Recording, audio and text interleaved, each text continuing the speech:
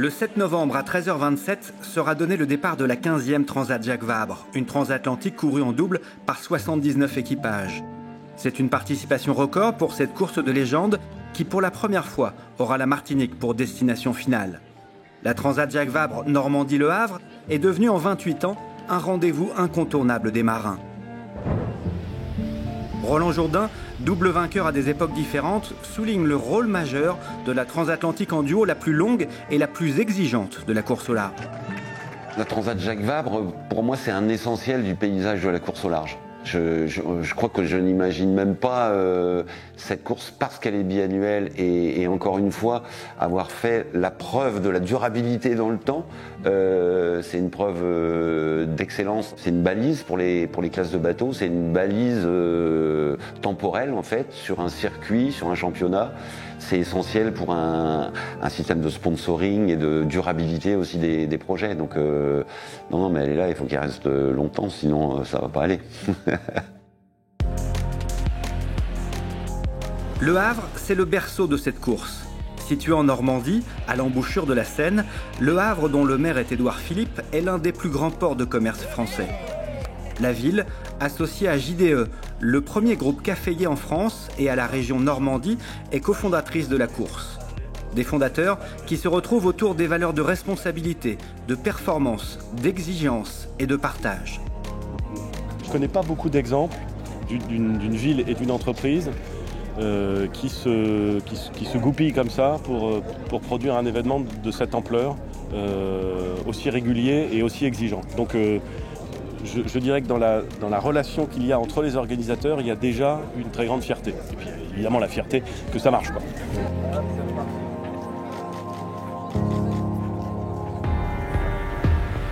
À la veille du départ, l'ancien Premier ministre a passé quelques heures à bord d'Apivia, le bateau de Charlie Dalin, havrais, tenant du titre de la Transat Jacques Vabre en IMOCA, et l'incarnation parfaite d'un rêve d'enfant devenu réalité.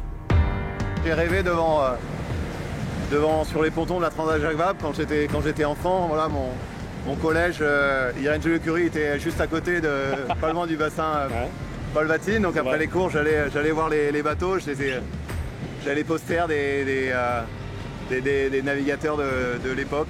Certains sont encore navigateurs aujourd'hui dans ma chambre. Voilà, j'allais à la Transat comme on dit au Havre. Ouais. Et voilà, et c'est vrai que d'y participer, c'est ma 3e participation. À chaque fois, j'ai l'impression de vivre un rêve, quoi.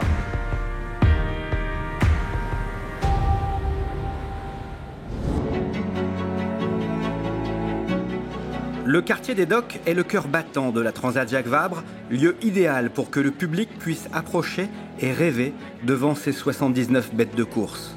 Véritable stade nautique, l'ancien bassin des Docks accueille une grande partie de la flotte. C'est en mémoire du plus célèbre coureur marin havrais, disparu en 1999, que la ville lui donna son nom. Il est désormais appelé Bassin Paul Vatine. Le village propose aux spectateurs, outre de rencontrer les marins et leurs équipes, d'assister et de participer à de nombreuses rencontres, notamment des conférences autour de la préservation de l'environnement ou de la décarbonation du transport maritime et de la construction de bateaux de course. Un programme d'animation construit pour éclairer, éduquer, informer et divertir. Depuis toujours, et c'est sa marque de fabrique, la course reprend l'une des routes maritimes historiques qui a permis le développement du Havre, la route du café.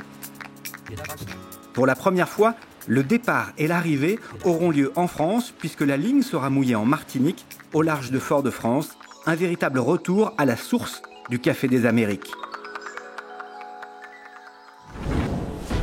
Les 79 concurrents sont répartis en 4 catégories différentes de bateaux et chacune d'entre elles promet une bagarre passionnante pour une édition exceptionnelle.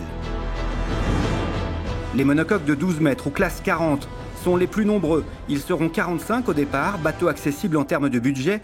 Ils sont faciles à prendre en main. Ce sont les plus petites embarcations de cette course.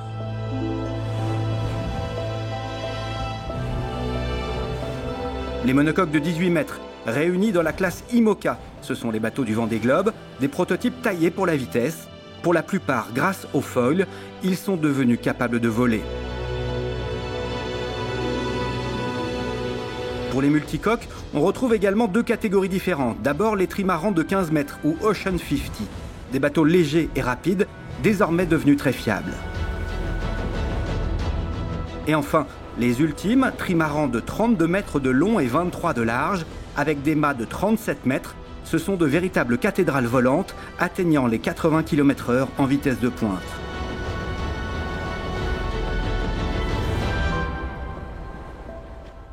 Tous partiront ensemble du Havre ce dimanche 7 novembre pour une première partie commune. D'abord, sortir de la Manche. Ensuite, la traversée du golfe de Gascogne. Le cap Finistère franchi, descendre pour attraper les alizés. Au sud des Canaries, les 3 parcours se séparent. Le parcours des classes 40 est le plus court en distance. Ils doivent virer le Cap-Vert et filer vers la Martinique. Le parcours des ultimes, les bateaux les plus rapides du circuit, est le plus long. Le waypoint à contourner est situé au large de Rio de Janeiro avant de remonter le long des côtes sud-américaines. Les Ocean 50 et les IMOCA feront route commune direction l'archipel brésilien de Fernando de Noronha. Objectif pour tous, la Martinique, la grande nouveauté de cette édition 2021.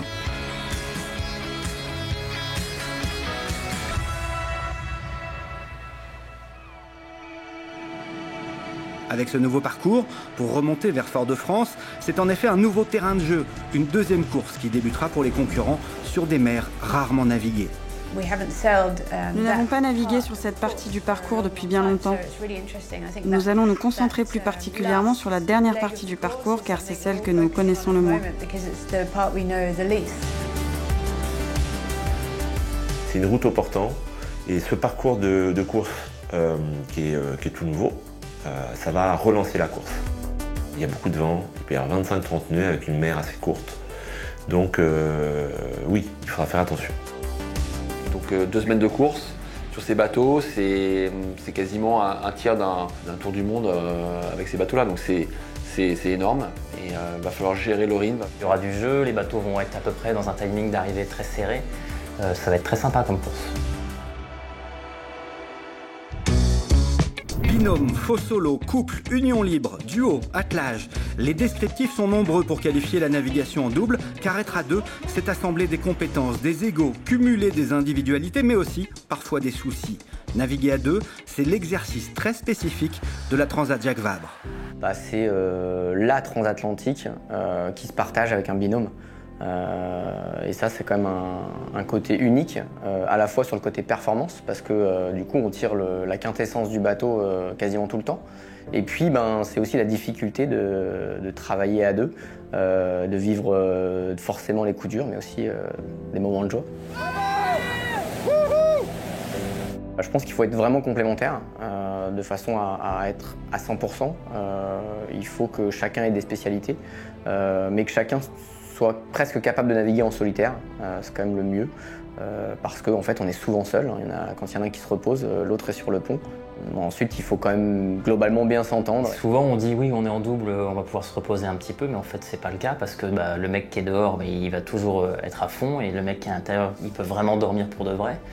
Donc c'est hyper intense le double, donc ça va être une course très engagée. Ça dépote derrière. Il est toujours mouillé, on va toujours vite. On a toujours la balle. Hein. Le double te permet tellement de belles formules. Le double te permet la mixité, ce qui est quand même joli parce qu'on manque de femmes dans le milieu. Et c'est une belle façon de pouvoir les amener à bord, tout simplement. C'est aussi une occasion d'avoir des équipages 100% féminins, ce qui est chouette. Mais en évolution pure, d'une manière générale, les marins sont de plus en plus compétents. Si aujourd'hui la Transat Jacques Vabre est synonyme de navigation en double, c'est bien pourtant en solitaire que s'est disputée la première édition de la Route du Café. En 1993, la première transatlantique au départ du Havre et ralliant Carthagène en Colombie est disputée par 13 marins solitaires. Ils sont répartis en 2 catégories, les monocoques et les multicoques. Les trimarans sont les plus rapides. Ils sont 5 au départ. Laurent Bourgnon et Paul Vatine se livrent un formidable duel. Et si Bourgnon coupe la ligne en tête, c'est Paul Vatine qui remporte la course après avoir bénéficié d'une bonification de 9 heures, car il avait été heurté et endommagé par un bateau d'assistance lors du départ, le contraignant à réparer avant de reprendre la mer. Sur Cacolac d'Aquitaine, Yves Parlier met 5 jours de plus, mais en 18 jours et 23 heures, devient le premier vainqueur en monocoque de la Transat Jacques Vabre. 2 ans plus tard, en 1995, Paul Vatine double la mise. Cette fois, la Transat a trouvé son standard et sa particularité. Elle se disputera à deux, à la fois pour se singulariser de la Route du Rhum ou de la Transat anglaise, courue en solitaire, mais aussi et surtout pour permettre aux marins d'exploiter au mieux leurs exigeants vaisseaux. Région Haute-Normandie, menée par Paul Vatine et Roland Jourdain, gagne devant le Banque Populaire de Francis Joyon et Jacques Vincent. La Jacques Vabre 95, c'est ma première grande victoire au large en double, grâce à Polo Vatine qui m'accueille, qui m'invite à faire cette saison-là et la Jacques Vabre sur région de Normandie. Donc c'est un super instant. En 1997, Laurent Bourgnon, toujours à la barre de son trimaran de 18 mètres Primagaz, embarque son frère Yvan pour gagner. Les frangins suisses devancent Paul Vatine et Jean-Luc Nélias et améliorent de 6 heures la traversée jusqu'à la Colombie en terminant en 14 jours et 5 heures. Cette année-là, c'est la dernière apparition en course du mythe de la voile française. Quelques mois avant sa mort en mer d'Irlande, Éric Tabarly, 66 ans, est à bord d'Aquitaine Innovation. Tabarly a répondu à l'invitation d'Yves Parlier pour signer la deuxième victoire de celui-ci. Il gagne devant Marc Tiercelin et Dominique Vaz. Votre femme, elle, a dit c'est terminé, maintenant il est à la retraite et Yves, lui, veut repartir dans 2 ans avec vous. Ah, non, moi, non, c'est peut-être fini pour moi, oui. En 1999, les parcours et les départs sont différents pour les monocoques et les multicoques. Les 10 IMOCA doivent effectuer un passage au large de Saint-Barth avant de rejoindre la Colombie. Alors en tête, Catherine Chabot et Luc Bartissol s'arrêtent pour récupérer une voile indispensable au final. Une courte escale qui permet à Thomas Coville et Hervé Jean de leur souffler la victoire. À l'arrivée, pas de frustration, les 2 équipages se tombent dans les bras.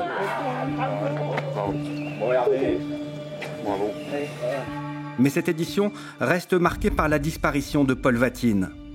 Les multicoques de 60 pieds ont 5500 milles au programme en allant virer la Barbade, mais c'est dès le cap de la Hague que tout se complique. C'est Brocéliande, menée par Alain Gauthier et Michel Desjoyaux, qui chavirent. Quelques jours plus tard, le drame survient au nord-est des Açores. Jean Morel raconte l'accident. Une demi-heure avant, j'avais demandé à Polo si ça allait. Et puis moi, je me suis réveillé dans le chavirage. Je dormais par terre à la cuisine. Je me suis précipité pour voir si, par un trappe de survie, et j'ai appelé Polo. Mais il n'y avait plus de Polo, il a dû être éjecté. Jean! Oh! Oh! Combien vous êtes? Polo est parti! T'es tout seul! Il y a des cargos! Un avion arrive! Les cargos arrivent! Où est Polo? Où est Polo? Polo, c'était un personnage, hein. Je pense à lui en levant les yeux parce qu'il est dans les étoiles maintenant. C'était quelqu'un d'extraordinaire, comme on en rencontre pas mal finalement dans le milieu, dans nos métiers, hein. C'était le gamin du Havre, c'était le Gavroche, c'était le gars des quartiers populaires qui voulait par la conquête du grand large montrer qu'il était capable de montrer aux autres, mais tout ça d'une belle façon. Et c'était quelqu'un de passionné, de très laborieux. Il était dans la douleur aussi souvent, mais il fallait faire en sorte. Moi, j'étais le troubadour de service pour le faire rigoler. Pour la victoire en multi, c'est Loïc Perron et Franck Profit qui gagnent devant Franck Camas et Steve Ravussin. Camas et Ravussin qui 2 ans plus tard gagnent à leur tour.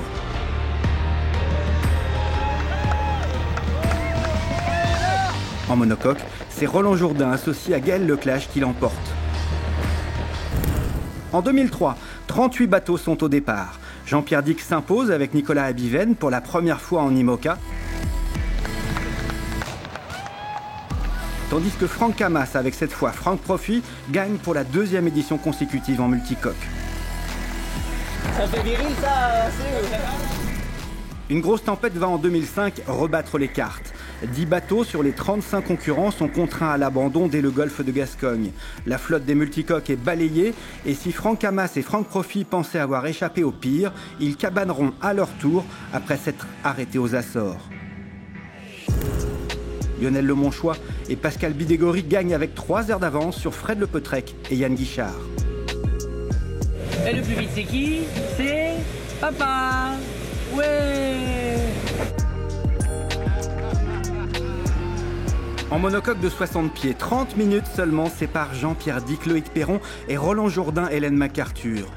En multicoque de 50 pieds, le duo Escoffier père et fils survole la classe. Ça a été une semaine et demie que de plaisir, de la chaleur, des vents portants tout le temps, de la vitesse. Un bateau très très sain qu'on a appris à connaître au fur et à mesure et sur lequel on a pris vraiment beaucoup de plaisir. Donc le maître mot, c'est plaisir. 2007 et un record de vitesse pour Franck Hamas et Steve Ravussin. 10 jours seulement pour claquer une 3e victoire de Groupama.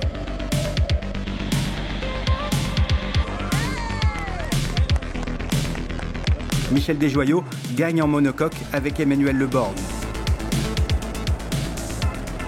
2009, l'arrivée est jugée au Costa Rica. C'est le Safran de Marc Guillemot associé à Charles Caudrelier qui l'emporte en monocoque.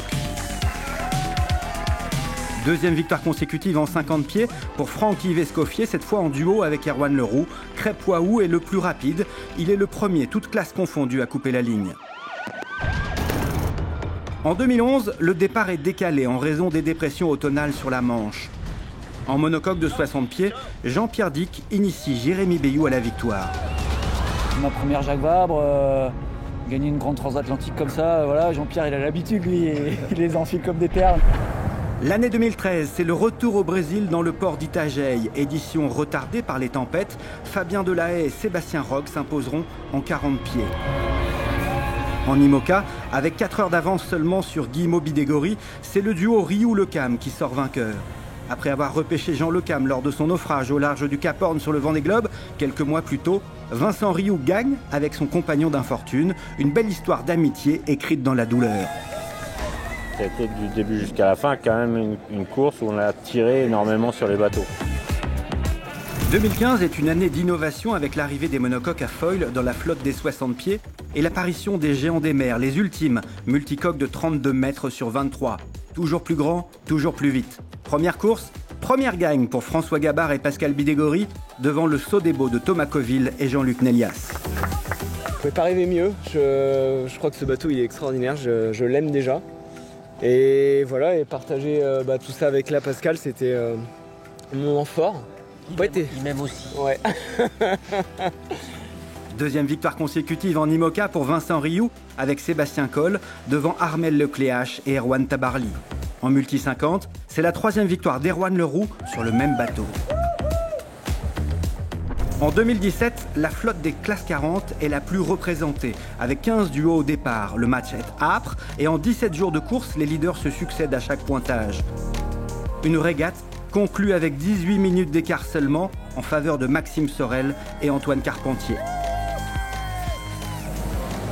Jean-Pierre Dick, associé à Yann Eliès, remporte sa 4e victoire en IMOCA. Thomas Coville, en ultime, gagne en 7 jours seulement devant Gitana de Sébastien Josse.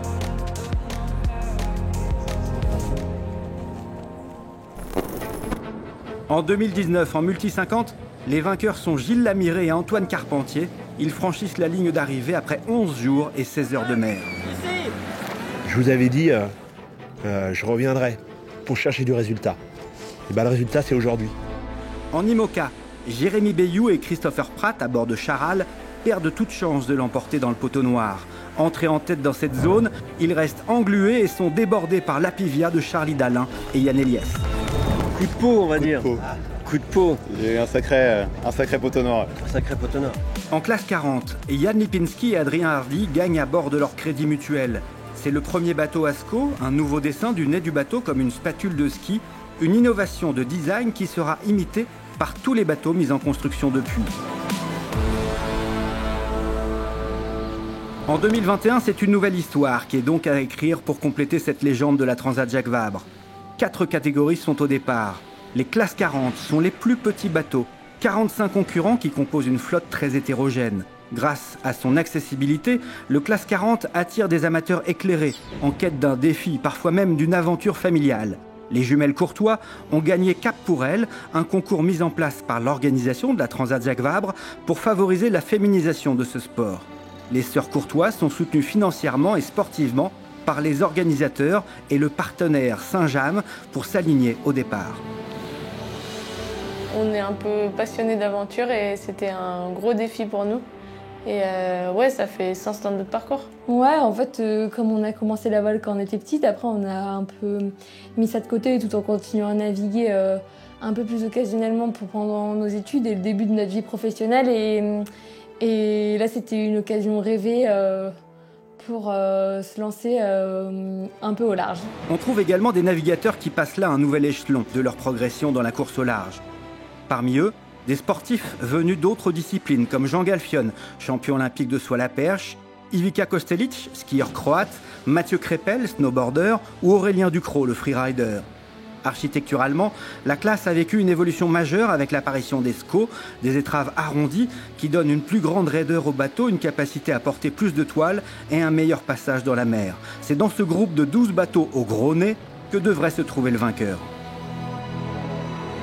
Eh bien, je pense qu'on va se rapprocher d'une solitaire du Figaro, mais en fait sur l'Atlantique, clairement, avec des bateaux qui vont vraiment être tous très proches. On a vu sur les courses d'avant-saison qu'il y avait vraiment un gros niveau. La plupart s'entraînent tous ensemble à Lorient, donc ils se connaissent. Je dirais que si je devais mettre 3 personnes, je dirais donc Yann Lipinski et Julien Pulvé sur Crédit Mutuel. Je mettrais certainement aussi Axel Tréhin et Fred Denis. Et je pense que je mettrai Antoine Carpentier et Pablo sur Redman. Ce sont les 3 bateaux qui ont vraiment animé la course en début de saison, ceux qui s'entraînent le plus. Ils savent faire marcher les bateaux. Voilà. La classe IMOCA vit un boom incroyable après un Vendée Globe très médiatisé. Dans cette catégorie, tous les marins sont des coureurs professionnels. C'est un plateau très ouvert avec 22 bateaux, mais tous ne sont pas des foilers. Et ces foils appendices qui permettent au monocoque de voler devraient faire la différence. Là, clairement, on a un vrai favori gagnant de la précédente édition, comme Rapivia. Donc je pense qu'ils maîtrisent à 300% leur bateau. Ils vont très très vite. Donc ouais, je me permets de les mettre en premier. Ça va être encore plus dur d'obtenir un bon résultat car il y a beaucoup de bateaux performants. Les bateaux sont très fiables, ils ont été testés sur le Vendée Globe. Dans cette classe, on devrait voir moins de casse matérielle. Et on aura une course plus disputée, un scénario encore plus excitant pour notre traversée de l'Atlantique. Les 7 trimarans Ocean 50 sont menés par des équipages rodés, en pleine maîtrise de leur bateau. Il n'y a quasiment que des vainqueurs potentiels.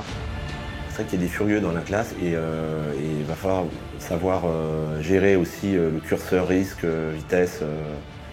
Ça va être ça le truc, je pense vraiment. Alors il y aura bien sûr la stratégie, parce qu'on a le routage en plus, donc nous, c'est intéressant. Hein. Mais je pense que ça va beaucoup se jouer sur savoir aller vite en préservant son bateau. Sans prendre trop de risques aussi, parce que rester à l'endroit. Les ultimes sont les trimarans les plus rapides. Ils auront le trajet le plus long si les équipages se valent sportivement et ont tous de très grandes compétences. C'est la fiabilité technique de ces grandes et fragiles libellules qui sera décisive. Chez les ultimes, sur le papier, Charles et Franck, ils marquent des points parce que Gitana est peut-être le bateau le plus abouti là. Bon, le saut des beaux de Thomas, il est aussi bien abouti. Le bateau SVR Lazartique de mon voisin François Gabard, François et Tom, ils peuvent faire un score. Ils l'ont déjà prouvé en mettant un bateau à l'eau très tard. Et puis Bank Pop, Armel et Kevin, ils sont super bons. Donc là aussi, c'est hyper ouvert, sans compter Actual qui a un super canot aussi, quoi. Donc ouais, c'est ouvert. Non, il va falloir être devant les classements. Hein. Tous les skippers vont y aller pour gagner, donc nous aussi. On sait gagner la course, ça c'est bien, parce que Charles et moi, on a su gagner cette course-là. Le bateau est capable de gagner les plus grandes courses, on l'a déjà fait à la Brest Atlantique, donc ça nous met pas mal de confiance. On sait qu'il faut qu'on augmente notre niveau de jeu, c'est évident, et tant mieux, parce que c'est ça qui est excitant. Hein. C'est de continuer à progresser, on fait tout pour. La 15e édition de la Transat Jacques Vabre sera un grand cru, c'est une certitude. Quels qu'en soient les vainqueurs, reste à écrire le scénario. Les plus rapides devraient rejoindre Fort-de-France en une petite quinzaine de jours. Départ dimanche 7 novembre. La mer, avec ses fortunes de mer, voilà, peut en une seconde briser un tas de pronostics et puis beaucoup d'espoir. Donc c'est le jeu, c'est comme ça, le risque zéro n'existe pas, donc le favori sur le papier n'est parfois pas toujours facile à être même dans la vie, dans la vraie vie, quoi. On va écrire des nouvelles lignes de la légende de la course au large. Une Transat Jacques Vabre, c'est toujours super, quoi. Parce que le parcours est magnifique, parce que le partager ça en double avec quelqu'un. On est content d'arriver parce qu'à un moment donné, c'est trop long, quoi, hein, de tenir ce stress tout le temps. On s'est défoncés tous les deux ensemble, main dans la main. C'est vrai que dans notre engagement, on va jusqu'au bout, on va jusqu'à risquer notre peau. Ça peut paraître fou, on peut paraître un peu inconscient ou j'ai envie de recommencer. Et puis quelque part par là-bas, il y a Michel Desjoyaux, l'excellent professeur. Ça tient un peu longué notre histoire. Moi j'ai l'impression d'être parti hier tellement ça a été intense. On va être paf avec ça.